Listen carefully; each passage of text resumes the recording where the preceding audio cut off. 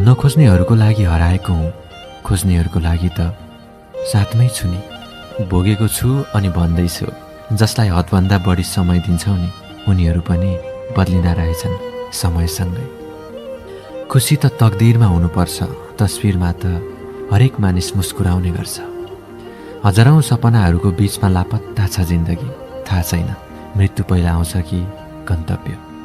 नसोध सपनाको क्षेत्रफल कति छ भने आकाशभन्दा फराकिला छन् ती रहरहरू। नबुझ्नेलाई बुझाउने राह थिएन, बुझ पचाउनेहरूको अगाडि जाने चाह थिएन। एक्लो थियो थाहा थियो, यति साह्रो एक्लो रहेछु थाहा थिएन। गलत भएर जवाफ नफर्काएको होइन, कहिलेकाहीँ दोष लगाउने मान्छेहरू कतिसम्म गलत सोच्दा रहेछन् भनेर बुझ्नलाई चुप बस्ने गर्छु। यात्रा जारी छ, सके गन्तव्यमा पुगिएला, नसके केही सिकेर अगाडि बढौँला।